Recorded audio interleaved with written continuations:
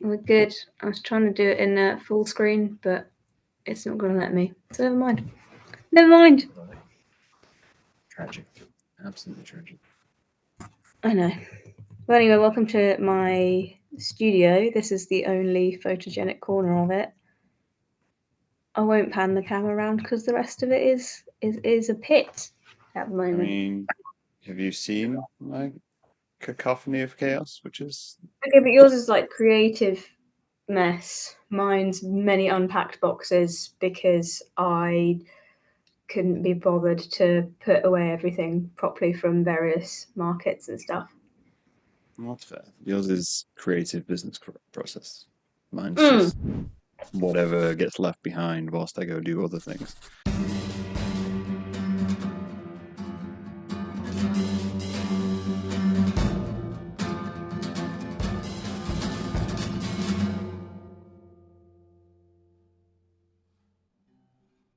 I try not to give New York too much credit because I feel like New Yorkers have an ego at time. So one of my favorite things is just to tell them that New York is just okay, and it bothers them to such an extent, and that's what I enjoy. Not the greatest city on earth. I think you'll find that's Norwich. Um, I'm stuck here. Norwich is okay as well. I've been there before. Yeah, the last time we did a podcast. Last time we did progress, which I looked up before. Welcome to the podcast, by the way. I'm going to do an intro. Um, was 3 years ago. 3 years ago. No, 3 well, I didn't think it had been as long as that. It's been 3 years, and I looked up before that. It had been 3 years before that. The That's first time very you were on, and then we did 3 years, and then this one will have been 3 years as well. And I think they're all around the similar times of year. but I think they're all I like like second half of the year. that's very satisfying. I like that a lot. So Uh, 3 years from now, 5, 6, yeah, 7, 27. I briefly went through like what we talked about before, and I didn't pay attention to the timestamps as it would appear, but it's been really interesting to see in different intervals the stages of my kind of like figuring out what the hell I'm doing, and it's slowly all coming together. But it's been like an anchor point in like my creative career, and that's nice. Yeah. I'm kind of like an archivist of, I mean, of many people, but of yourself, it will have been the third time I've archived you into whatever you are, which is the first question of the day for the various people. Who are you? I'm Pinch, and I paint. Is the easiest way of describing it. But I'm really lucky to call myself a full-time artist, and I think that was something that I was working on slash still dreaming about how to do the logistics of when we last spoke on the previous podcast. But I went and did it, and it was really scary, but I'm still doing it. You managed to. You achieved the quote unquote dream of the artist, Mm, I guess. yeah, I say, looking at a pile of paperwork that I need to do. It's yeah, I mean, so often like people will say like, oh, you must be like living the dream. You get to do nothing but paint all day, and I'm like, painting is probably about 30% of my job. Yeah. And I would love it if I could just paint all day, but as an early career artist, you have to just do everything until you can afford to delegate, essentially. So I'm an accountant. I am a marketing team. I am an artist. I am a social media. I don't want to say influencer because that's not it, but play up to it and stuff. And Content creator. yeah, that's the one, content creator.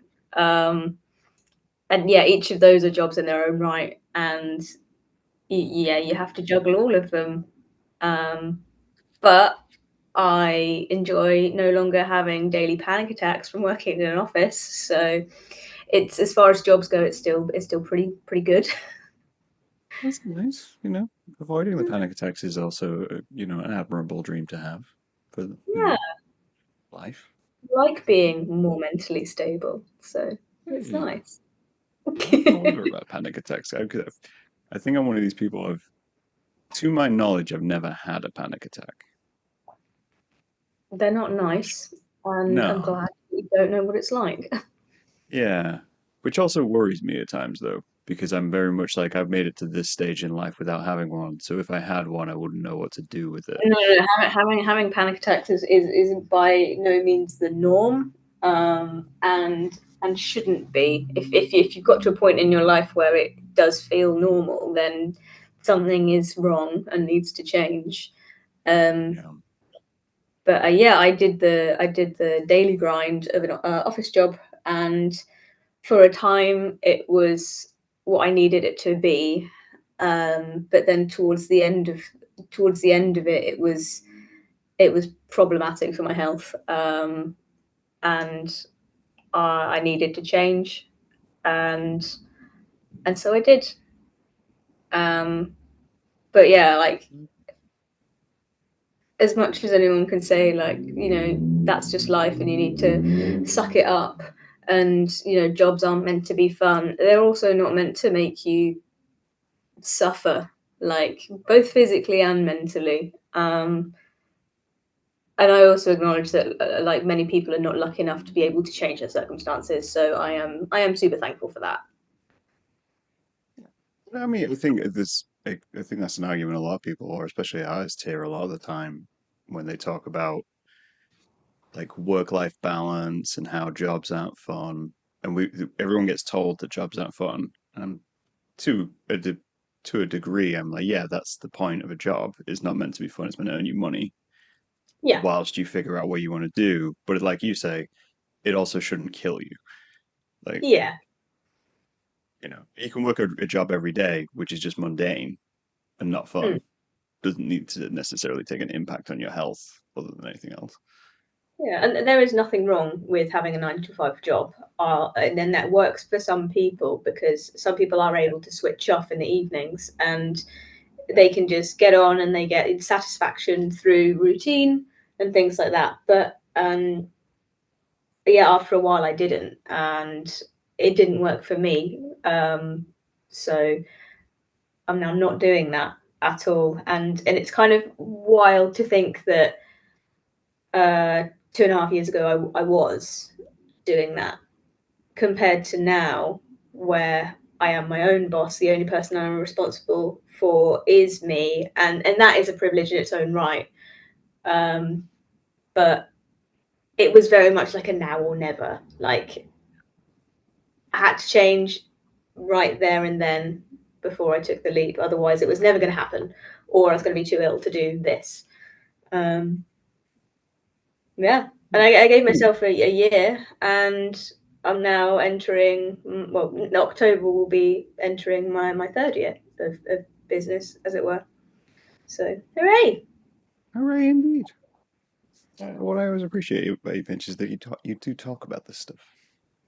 Like you sit down and you talk about how one affects the other and those kinds of things. Because I think there's definitely like a smoke screen with artists and creators where Well, the impression out there is that you have to be doing well or pretend you're doing well. and Whereas if that's something goes wrong, it's nice to sit down and say, yeah, actually, there's moments where I'm like, I'm an accountant and I hate this. And yeah, absolutely. Like, there was like a Instagram trend of, what people think that I do for my job, what I actually do for my job, what my friends think I do, what my parents think I do, and, like, a lot of it is me hunched over in my office chair, um, planning things and doing spreadsheets and stuff like that. I mean, love being at my easel, but also you can't, just fart out paintings all the time. That's not how it works.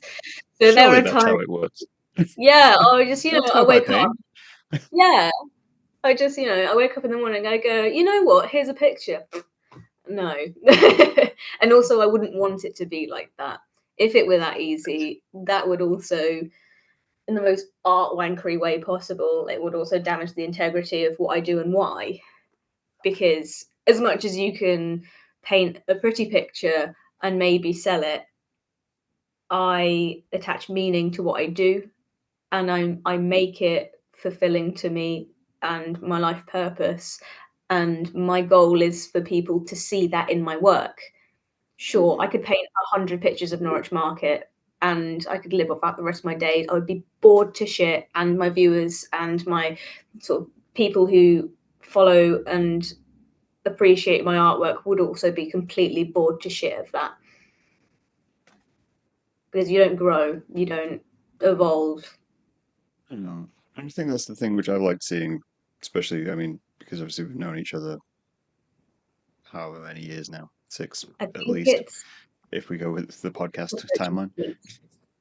um, is seeing you be able to do more of that personal stuff Mm.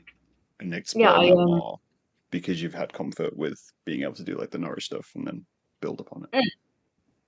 Yeah. So I when I first met you, was studying architecture.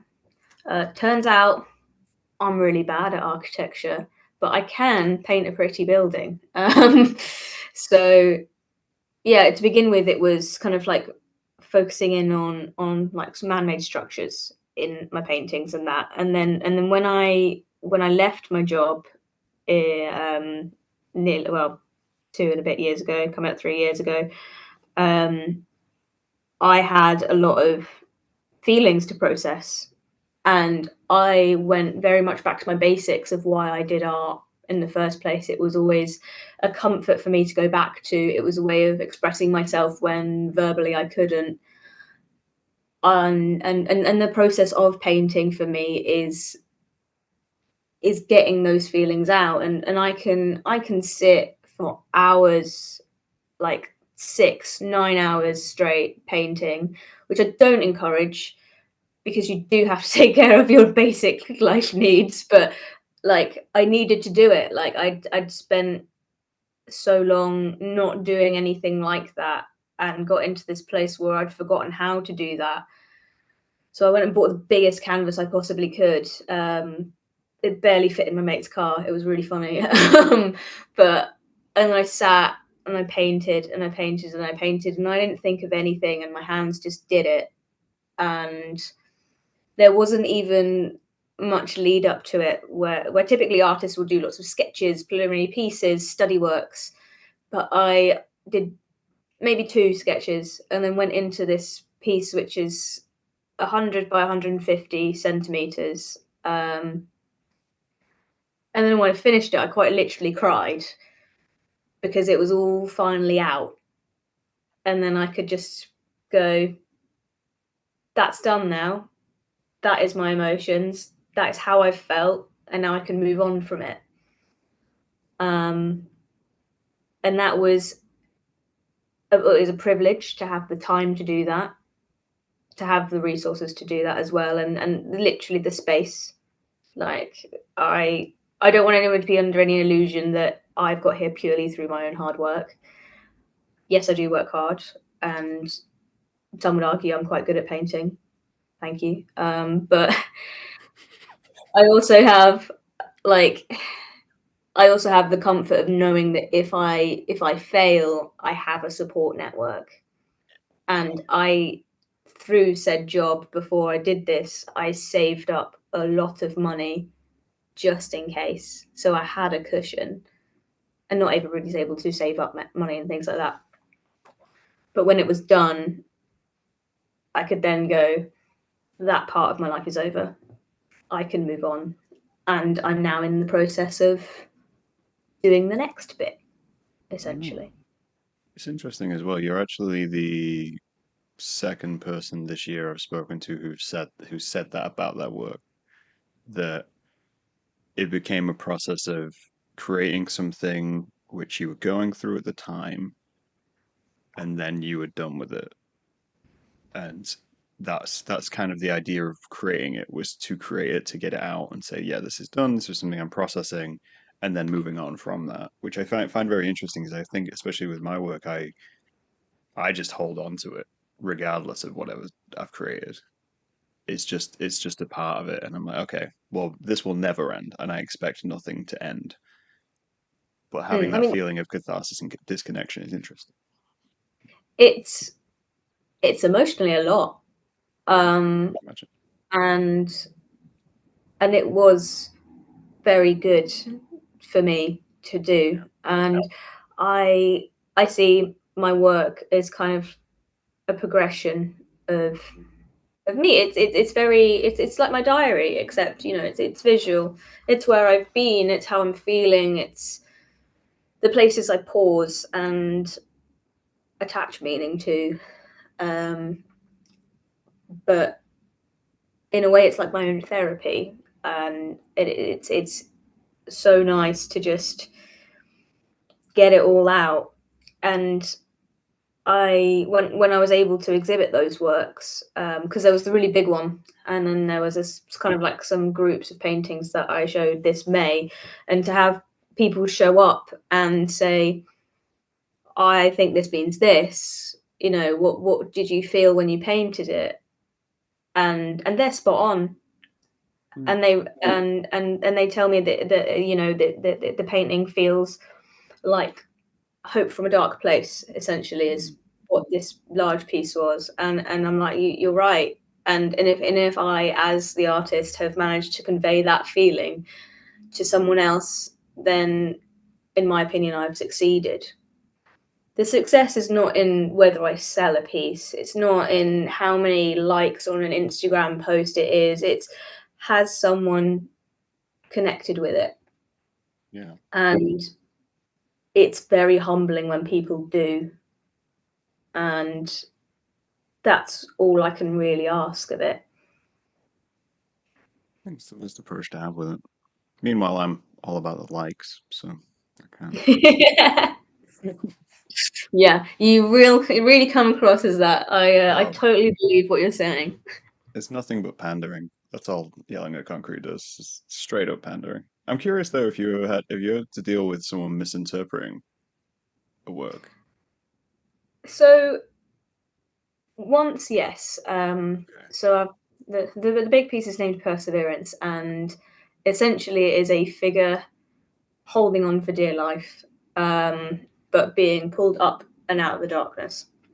And there's been a couple of different opinions. So the story I was just saying about someone saying, "Is it about this being?"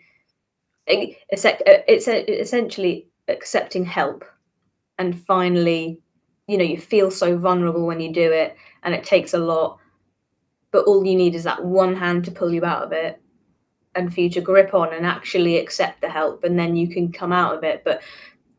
Um, but so a couple of other people have interpreted it as um, hanging on and just about to fall down. And I guess they're like two sides of the same coin, really. It is in that Mm. split moment of vulnerability, it could go either way. But for me, luckily, it went the more positive way. And but like some people are like, that's a very dark painting. That's a very depressing painting. And yes, like I was really depressed when I painted it. And that was the reason for painting it, is to come out of that. And Mm. it worked. Um, so I do understand how that comes across and how some people do see it as that. But I feel like the people who have felt that they were in that exact same position tend to be the ones that see it for what it is, and what I intend it to be.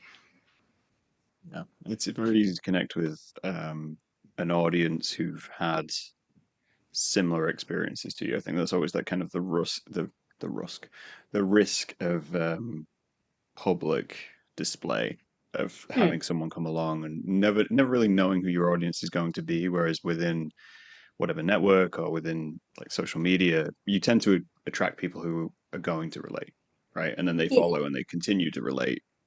And then every so often you encounter someone who's just not from that background, has never had that kind of experience, never really engaged with that kind of thing, and they look at it and you think this is going to be interesting because I don't know Mm. what they're going to do. Yeah, it was what I chose to do with with the exhibit was to have some like placards of the story behind different groups. So it was an exhibition called Homebody, um, exploring the different meanings of the word home, because for me that is a very strong word and something that I have personally been interested in looking into and what it means to different people. So it's separated into home, physical place, home in your own mind, home in the body, and home of interpersonal connections between people. Um, and which one of them is home?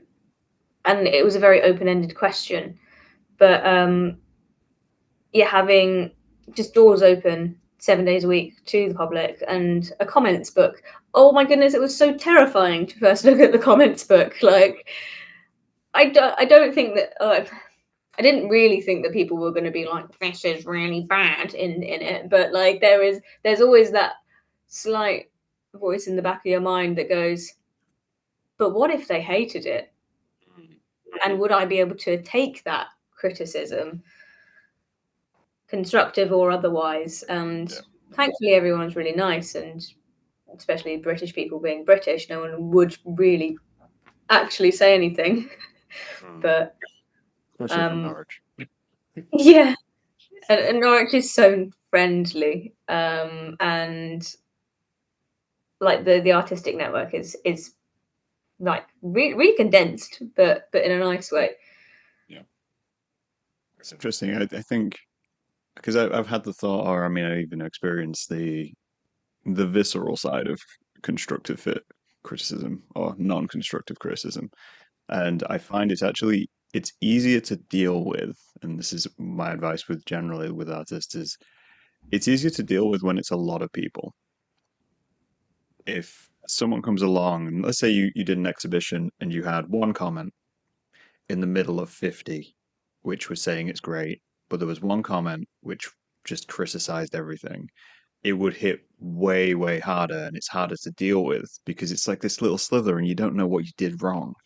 You don't know, Yeah. there's not enough group information or data to kind of sit down and go, what did I do that annoyed this one person? Whereas when Mm. it's a large group of people, 20, 30 people who leave a comment, you think, oh, now I can actually react to this because this is a group mentality now, and this is something which I can deal with in a better way. I don't know if that's me personally. No, no, that makes sense, and you can then look at it very objectively of like, well, this is what I need to improve on because Yeah, it's that's what the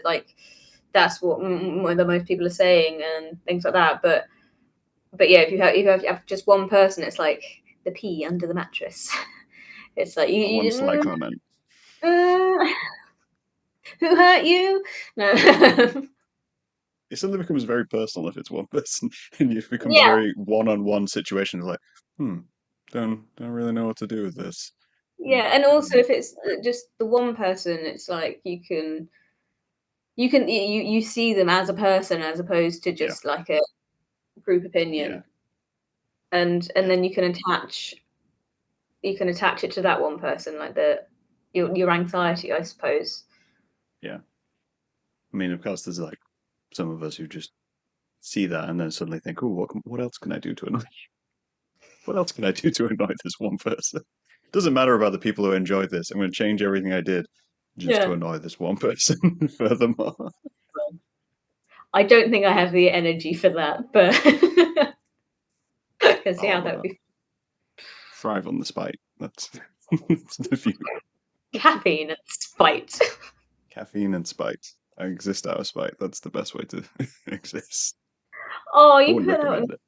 Instagram, and I can't remember. I think I saw it at like 2 a.m. UK time, and I think I replied with something. I think I was like, just perseverance and willpower, or something like that, but less clever because I was Yeah, tired. I think it was the meme about not trusting people who don't eat breakfast.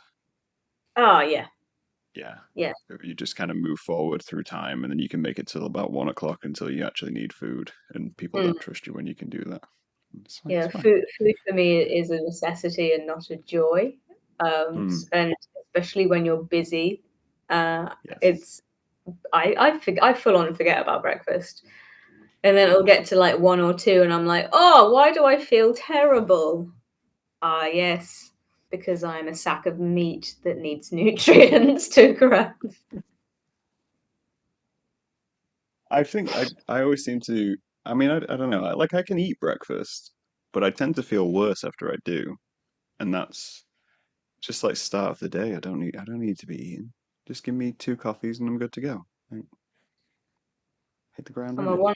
one coffee, maybe a little bit of a snack an hour later.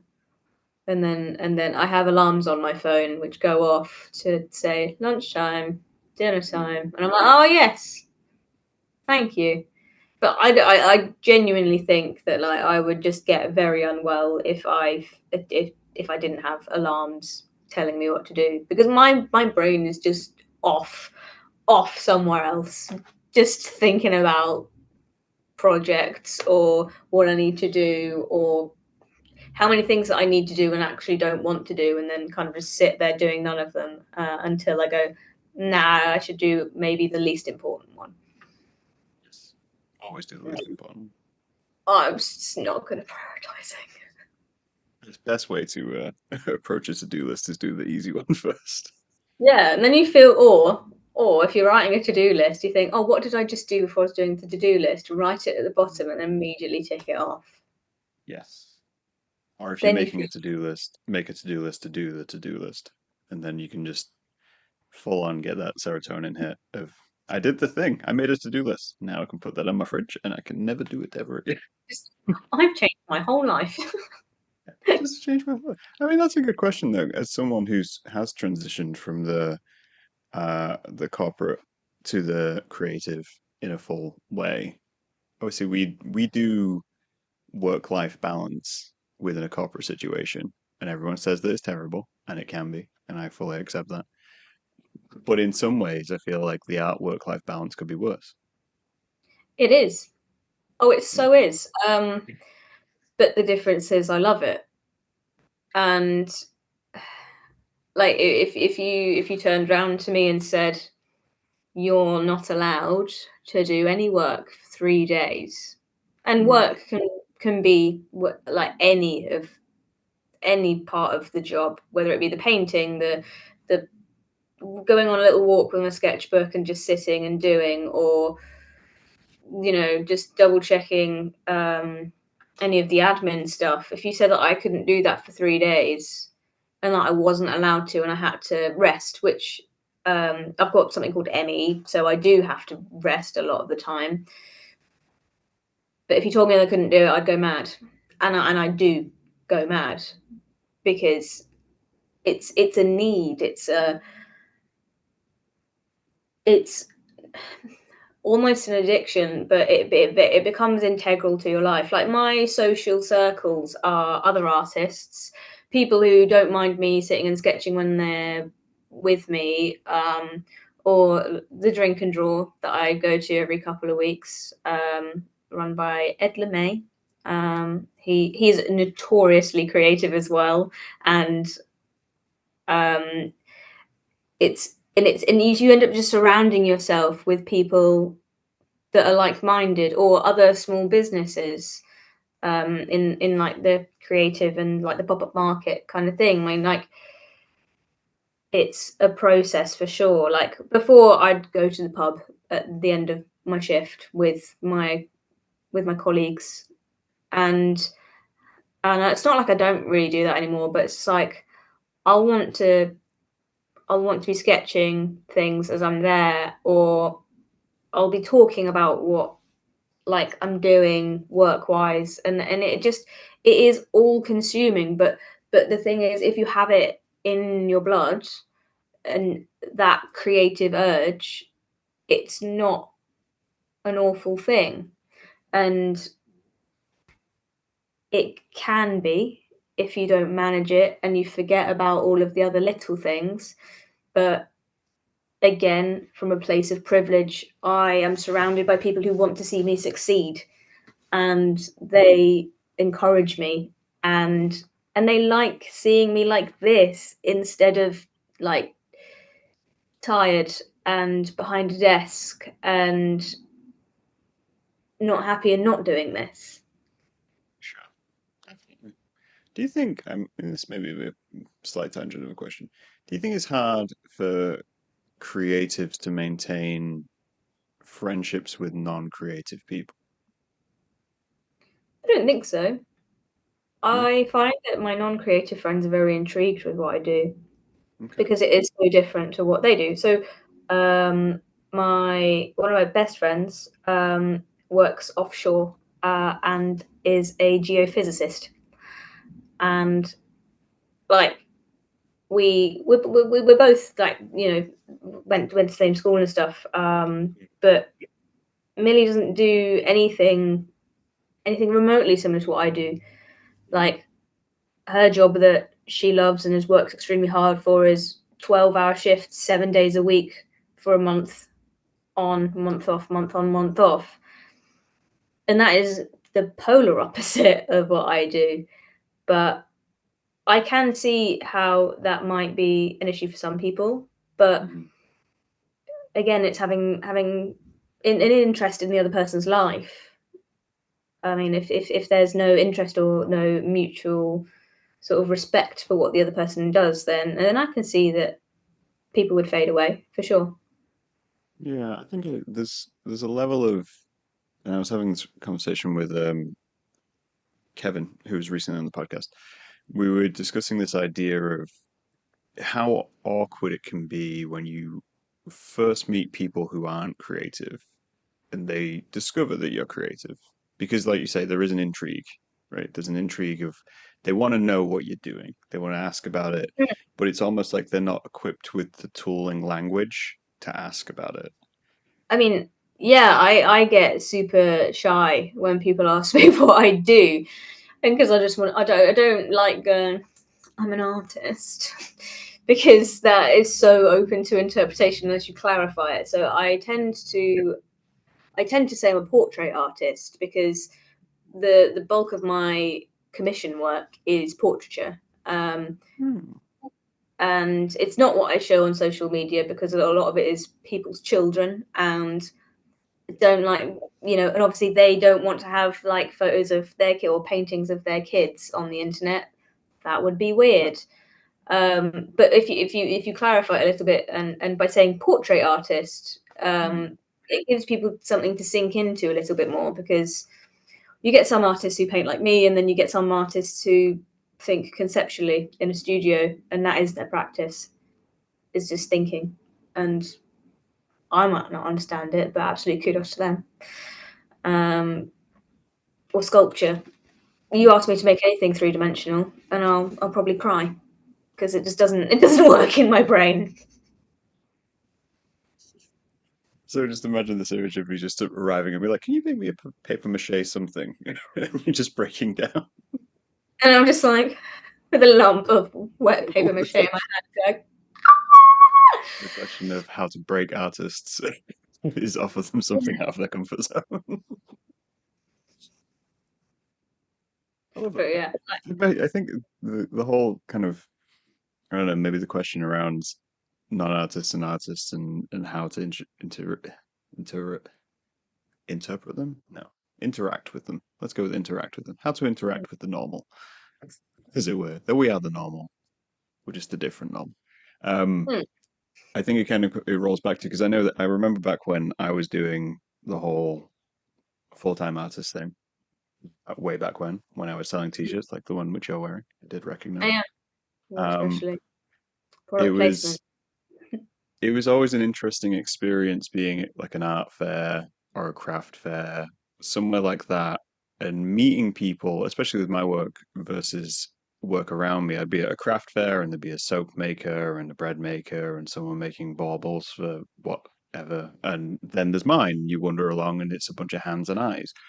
And trying to have a conversation with that, which is sincere and not just wanting to disregard someone who is taking an interest, but being so awkward about talking about my own work, like you say, it becomes a real struggle of what can I say to you, Hmm. of which isn't going to be somewhat insulting, especially I think when you're from an artist's point of view, everything seems so obvious when they ask, "Oh, what's this about?" And you're like, "Well, isn't it obvious? It's right there, right in front of you." But they've never thought about it from that point of view. Yeah, I mean, for a lot of that, it's kind of like where you are and who you're marketing to. So Mm, um, another big part of my job is marketing and thinking about what I can sell where, who to, and what prices and what's appropriate, etc. So my more deep, thoughtful sort of work that's in a gallery setting. That's in a yeah. people who want to come and look at art and to think about it and appreciate it in that sense. But craft markets, like for example, I don't really take that kind of work to it. It will be my sort of like more classic commercial paintings. And a lot of other artists don't want to sell out. And I wouldn't see that as selling out, but I do have to paint things that people I know people will buy in order to pay my rent. So I have two big like prongs of my business. There's the commercial side. There's things that I will do in open edition prints that I can keep selling that go really well, and they might be older pieces. They might just be the things that I painted because I like it, and Mm, at the time I had this deep connection to this particular part of the city or whatever. But that's very removed from what I do now. And then the other prong is the artistic practice, the bigger stuff, the more conceptual stuff, and that is very much more for me. And that's the mm, part that I keep very guarded, and it's not for show until I'm ready. It like I have been very secretive for the past couple of months of what I'm currently working on, and I it won't be ready probably for maybe a year, yeah. that that project. But in the meantime, I have the business branch to kind of like sustain me, and that is selling alongside people who make wonderful soaps and ceramics and crocheted things. And some of the really good friends that I've made, like Mm, in the past couple of years, are from the craft markets because they get it. Like you're trying to juggle so many things at once whilst making a living on doing what you love, and it is exhausting and you do burn out, but at the same time you wouldn't trade it for a single thing. yeah. And I think that's what some people don't understand who don't have a creative passion, is that you work hard and you're tired, and it's a good thing and it's fulfilling in that regard. Like it's a job and it's work, but you're glad about it. You're the pushing yourself as far as you can. I guess people who play sports might relate because Mm, or who are into fitness, they're always after their next personal best to bench the highest amount possible and to really push the limits of their body. For mm. us, we're not pushing our body, we're pushing our creative brains. It's interesting. I think the sports analogy is interesting because I know, especially within the arts world, there is a level of trepidation around suggesting that art is in any way competitive. In Have you that, met artists? sorry, say again. Have you met artists?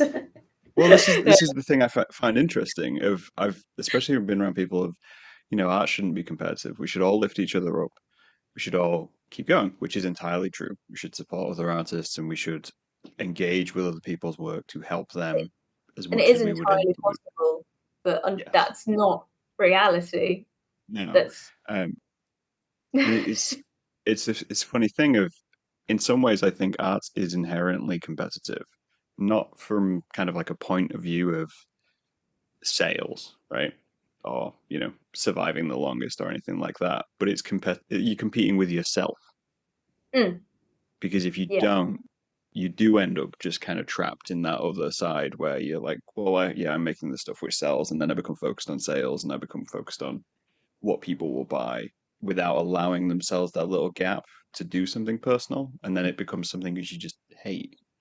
If you focus on purely the financial side and you pander to your audience as opposed to you as an artist and what you want to do, Yeah, then you end up resenting it. Like you don't you lose sight of what you're doing and why.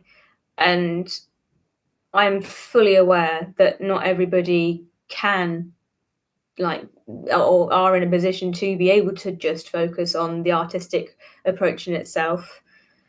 Um, but if you don't, and if you don't like if you don't grow within yourself and push yourself to do something new, something that scares you, then like you kind of lose in complete sight of like art in itself, in my opinion.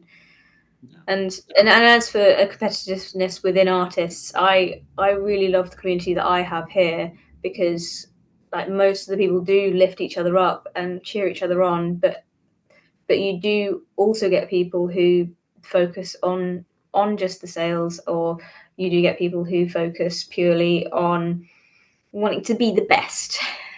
But I think that's born out of lack of opportunities for artists and lack of funding.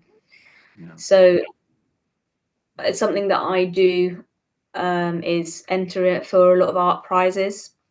So art prizes can be for things like residencies, exhibition space, or just a lump of cash. Um, and they are fiercely competitive because there's only a limited number of slots, or there's only one grand prize, and you want to be the best. And then the results come out, and you see what got through to the next round, and you think, but why didn't I get through to that? yeah, Why did they get through? What's better about their art compared to my art?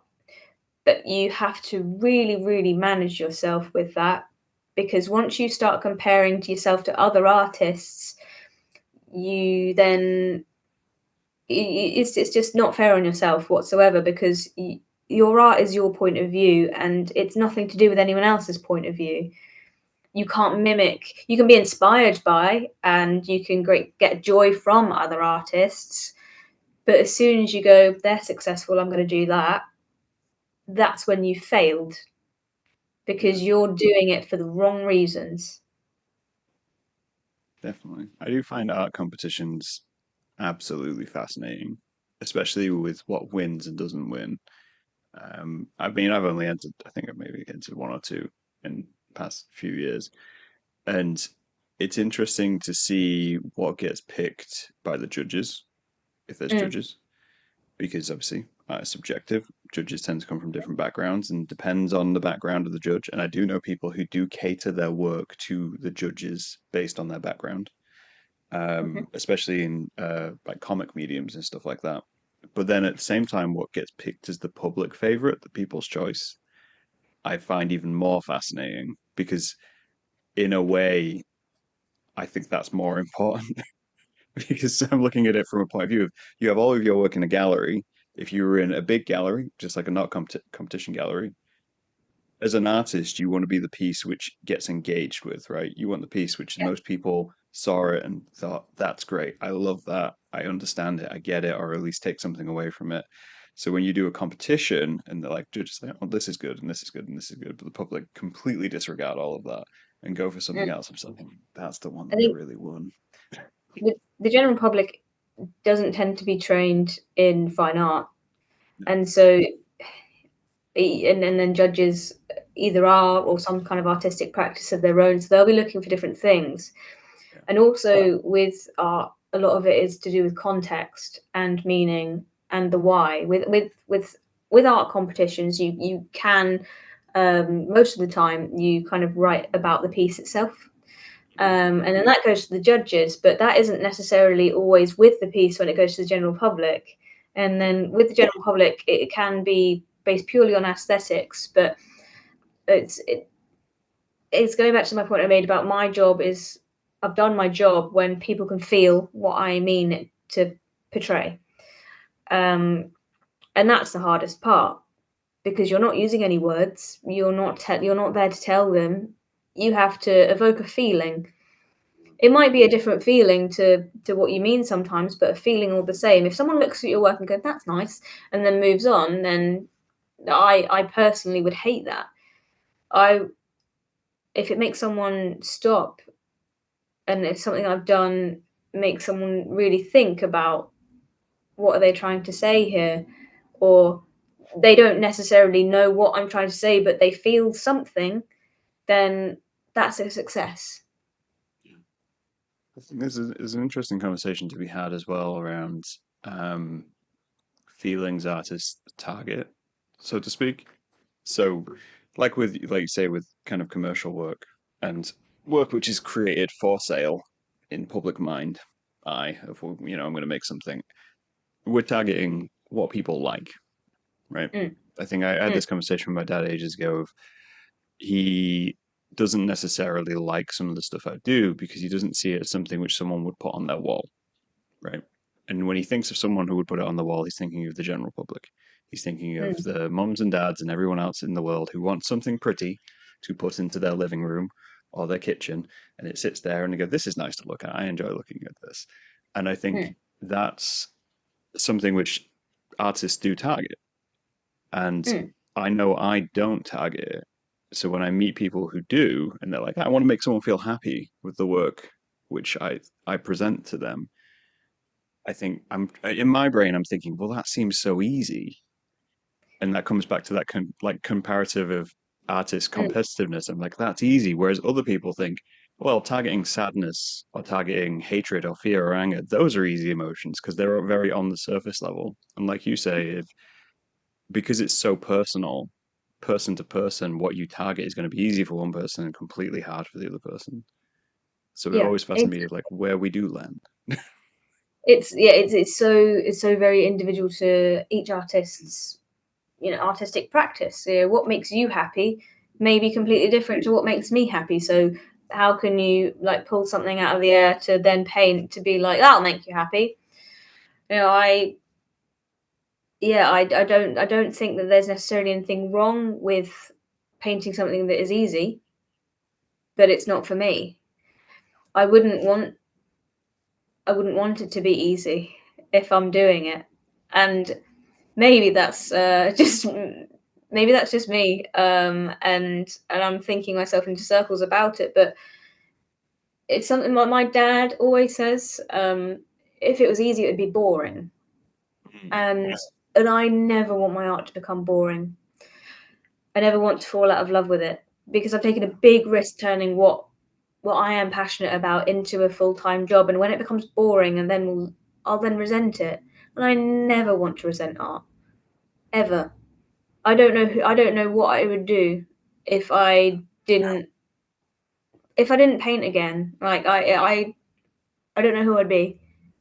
The last time we spoke on the podcast, I think we touched upon maybe music because I also really love music, but I very deliberately stopped performing because I have my art as my job, and I do guard it as much as I can whilst making money from it. But now I then don't feel like I can perform my music because I don't want to even risk putting any pressure on it because I did previously get to the point where I was anxious and I didn't want to perform anymore.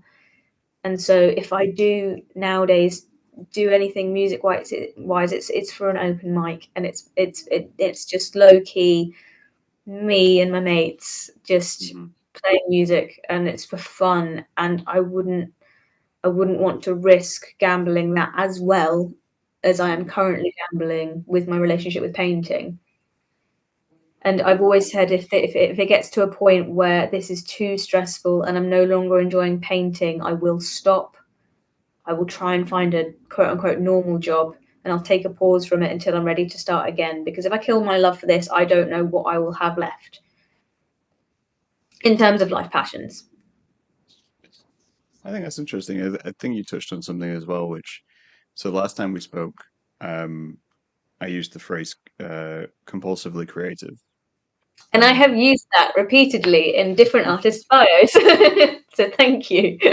But yeah, it's become kind of a moniker which say to people, just like, yeah, you there's a compulsive creation, but you touched upon the point, which is kind of like the second half of that, of compulsively creative is that need to make something, regardless of anything. It's that need to look at something and go, well, I can create something. I can make this. I can bake a cake. I can, do a painting. I can build a car. Whatever it is, you're creating something. But it's that other side of it, which is it's kind of like an altercation with passion, where if it was easy, we wouldn't do it. Mm, But there is a limit to that. There's a mm. limit to frustration and difficulty and personal gain which you get out of it. Like people like puzzles, and that's kind of the compulsion of, we like sitting down doing a crossword or a Sudoku, and it's that problem solving which I think everyone needs, and I think that is almost the connector between artists and non-artists, of as human beings, that altercation with passion and that altercation with wanting to just learn and get a little better and feel achievement out of it For sure. is And something and that everyone relates to. yeah, and that in itself is very different from something that you do because you enjoy it and for relaxation. So I think a lot of the misconceptions is the fact that and for some people, yes, it is, but for me, painting is not something I do to relax. Yeah. It's my passion. And I get hyped up about it.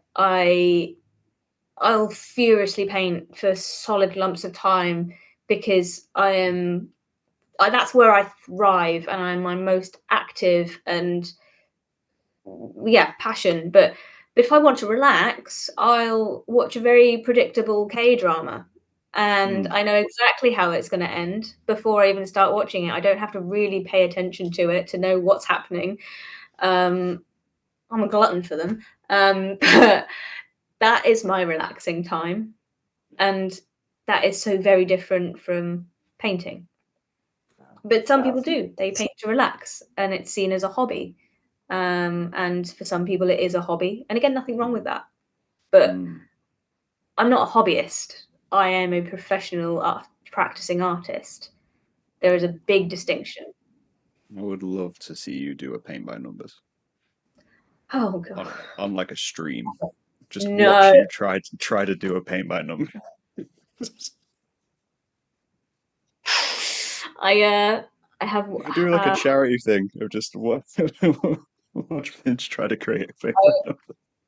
I was bought a paint by numbers when I was a teenager. I still haven't finished it. I can't. That's mind numbing to me. Oh, I love how like, that's a gift for an art child. Like, yeah, yeah, for sure. And yeah, I mean, it was, but to me, there's no point in recreating something that already exists. That's cool. yeah, All right. I'm pretty sure the paint's dried up far before I has even it? got halfway through. I There's had little the spots that you always knock over. I think I got bought one very young, or maybe when I was like 12 or something. And I had the other issue, which was I tried doing it, but being colorblind, mixing paints to an exact color matching on another thing is almost impossible. And I just could not mix paints. At this point, I didn't know I was colorblind. And I was just getting frustrated with everything. Why does this not work? When I add one color to another, it's not making this color. Oh no. Looking back, there's hilarity in it. But I think that's a almost a good kind of like segue question, because we've been talking about essentially like art career progression, right? We're talking about Yeah. how you go from a situation like we spoke about 6 years ago where you were doing one thing. You'd obviously gotten to that point doing something in your life, architecture, as probably I think from that point where we met, and then into a situation where you're working a full-time job but doing art in the kind of like the background, and then moving through that to become full-time artist. Whereas I think when we think back to when we were kids and we're getting in a position of getting color paint by colors, all that kind of stuff, it's almost impossible to see that track, right? And it's a wild one for Right, yeah. sure. Um, So how do you present that to future artists so they don't have to go through 6 years figuring it out? That's the problem I'm trying to solve now, where I'm like, yeah, we all go through these things, and in some ways, all of the story adds to the experience. I understand that, but it would be Yeah, nice to save them a little bit of suffering. a little bit. I had a video call with someone last week because they have just made the leap into wanting to be a full-time creative, and they don't know what direction they want to go in. Um, and I was talking about how it's been for me.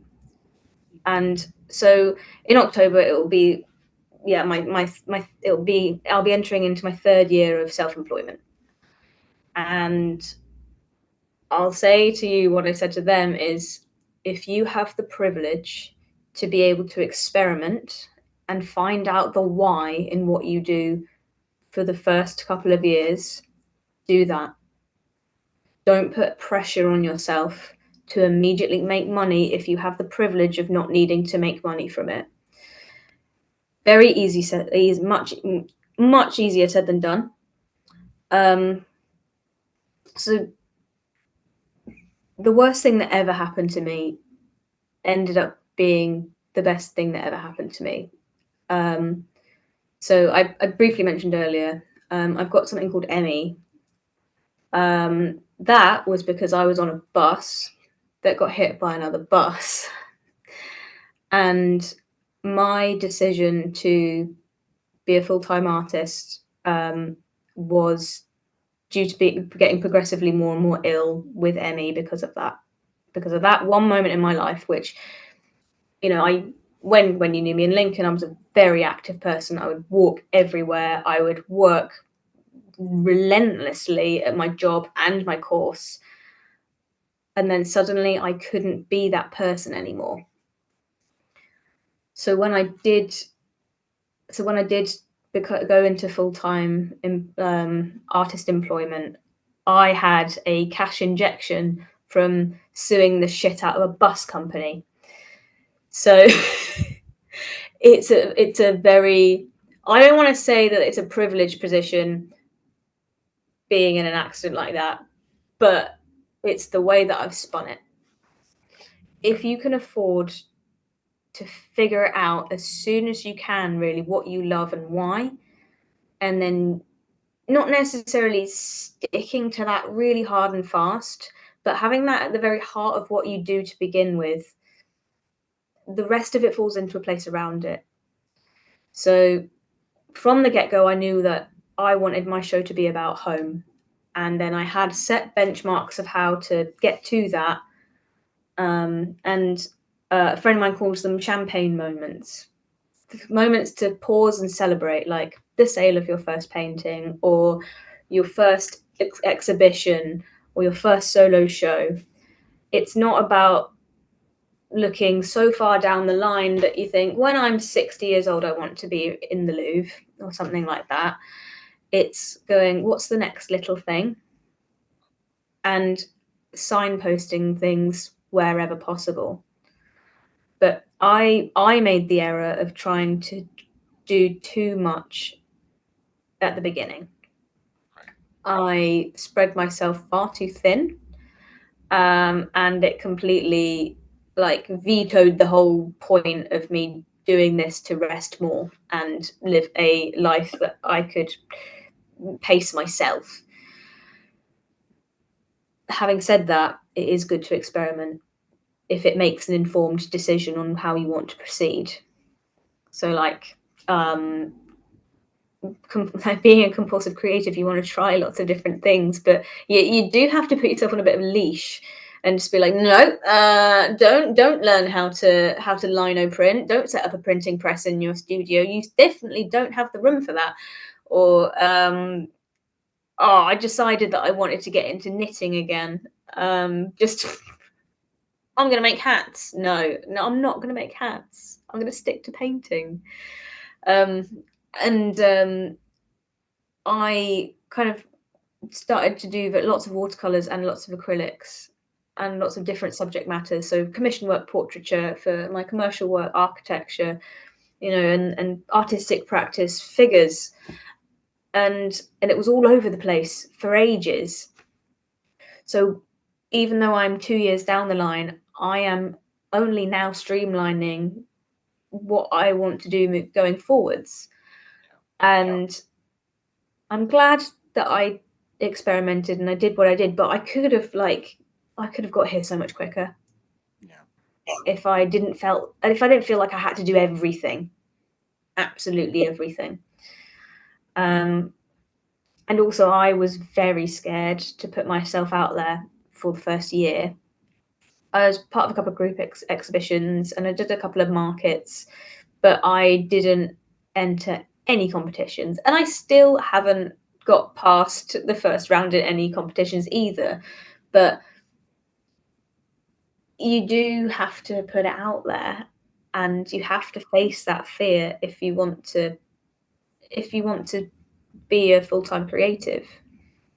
You will be critiqued and not everyone's going to understand what you do and why, and that's okay. You do have to view your art as a product, um, and that doesn't mean that you have to sacrifice your integrity by any means, but you do have to think about the fact that it is, if you want to make a living from it, it's got to make money, and to make money someone's got to see it, and the more people the better to find the right person. um, and with social media as well. Um, Before social media, the only sort of real route into being an artist was to get gallery representation, and then the gallery does all the legwork. Nowadays, there's a bit more blurred lines because you can self-represent, because the internet and social media has made that far, far more possible if you know what you're doing. But the best advice that I got, because at the moment I still do self-represent, um, is people are invested in you as an artist just as much as they are your end product. If they can see the artist behind the work, they will understand the work a bit more and to what you're trying to say. And really basic things like looking at what posts on social media get the most engagement, and it'll be me holding a picture. Maybe it's just my hands rather than the picture just itself, because then it becomes a tangible thing and people can identify with a tangible thing much, much more than just a digital image. Yeah, I agree. I think there's a lot to, I mean, there's a lot I could say around product and that, but like you say, it is very much if you're in a position where if you want to make a living from it and you're not a household name where you're selling a painting for 20,000 or, anything The dream. to the scale where you can earn a year's living by selling a single painting. Yeah, there's a journey you have to go on, and I think there's two different, there's different routes you can go down it. There's routes of going down the production line and going down that I can do this to make money and I can make something commercial without sacrificing the integrity. And the other side of it, of where you're like, yeah, I produce a piece once every once in a while, and they're both valid experiences. And I think there's a difference, like you say, if you're in a privileged position where you can explore artwork, explore what you want to do, explore where you want to go with it for a couple of years, that's fantastic. If you're in the other position, which I think majority are, of where you have to work a regular job, you have to do that thing. The key point I always say is just never let that exploration die, right? Never let that passion part die and sacrifice that. Learn to just enjoy that passion part as your, even just as your relaxation point. But relaxation can be a stress sometimes. That's why people play games. That's why people read books. They read it for the drama that they're going to engage with. So making something can be dramatic, and it can be that little moment of competition with yourself. Both can 100% still be valid. agree. If I keep evolving with it and I keep coming into my own and progressing, then that's how I want to live, and that's how I'll keep doing it until it's not possible anymore. Do it until it's no longer fun, and then do something else. That's the route to follow. But I've got one more question. It seems we're coming up to time, which I believe I already know the answer to, but and may seem obvious from the entire podcast for anyone paying attention to it. If you're paying attention, if you made it this far, thank you for making it this far. I never say that. If you made it to the hour mark. Um, so when you were a kid, is this what you saw yourself doing? I mean, that's what I wanted to do, but I didn't believe it. Yeah. And I I wish that I could show little Pinch how far we've come. Mhm. And I am proud of myself for that because I think that the child version of me would be gobsmacked. And I think that's really cool. I think that's a very good answer. And now my rebuttal to that is always when people say that they wish they could tell their younger selves, and something which I recently thought is as much as you want to tell your younger self, is that you are still your younger self in many ways. So you just have to wake up and say, yeah, we're Mm. doing we're doing things. Every so often I look in the mirror and I'm like, do I look like I thought I'd look at this age? And then I realize that I am that person and I should have had some idea about it. But Yeah. Look at us. Look how far we've come. look at us sitting here and doing things. You know, what are we like? 3 years from now, who knows what we'll be doing? The world is unpredictable. That's the best thing about it. It's never It's boring. no. I think I met you 8 years ago at Yeah. Witter Yeah. when I had my first paintings on display at the bottom of the stage, and you came up to me afterwards and you just said nice things, and that was the moment we met. And if you would go back and tell those two people that 8 years later we would have kept in touch every 3 years through podcasts and therefore encourage each other's artistic processes and practices for such a long amount of time, I think those two, us two, would be really happy about that. I think so too. I vividly remember that occasion because you were carrying a painting which was too big for you and struggling, Yeah, and you told me you still didn't need help, and I went, all yeah, right. yeah. Classic me. Which describes us entirely. Tenacious. So next 3 years, we shall see where we are. That's a great way to end. So the last question I've been asking everybody, or mostly everybody, because on occasion I do forget and I hit them up afterward. Hmm. Who should I talk to next? Oh, are you looking for another artist or As with the topic being chosen by guests, I am open, as you know, I talk to a range of characters and creatures in my entire life. So I will take any suggestions, but if there is a couple of people you think I should talk to next, I will happily reach out and contact them. I can't make any promises. Doesn't matter if they're big or small or well known or unwell known. I'll try. You know, why not? So who should I talk to so? next? This is why I also didn't tell you in advance. So you didn't have any thinking time. Oh, buffering right now. Well, the first person that springs to mind who I know is going to be doing some cool stuff very soon.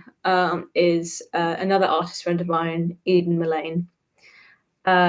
So Eden is another fine artist in Norwich, but whose artistic practice is very different to mine. Um, she's a lovely human being, and when we were talking about how artists lift each other up and cheer each other on, she's been a big part of that for me. So talk to Eden, who is a little bit further along in her artistic career than I am. And I am very excited to see the next year of her progression. And that's all I'm allowed to say. So Well, that's lovely then. I'll try to reach out to Eden. cool. I'll give her a heads up as well. So fingers crossed she comes on. But it's been lovely to have you back, Pinch. I'm sure we'll see It's you been lovely. again at some point. I hope so. Maybe you'll start a podcast in 3 years. Who knows? I need to narrow down the things that I do, not do more. See, this is my problem. I'm I'm compulsively encouraging. I I'm like, no, appreciate take on everything else. Do all the things. Doesn't matter if we eat and sleep. We're doing things. Welcome to the podcast. This is my podcast now. This is what we do. All right. But no, on that point, I will draw this to a close. But thank you for coming, Pinch. I will put links and stuff for people to find your work everywhere else. We will Thanks for call having it me. there. No problem.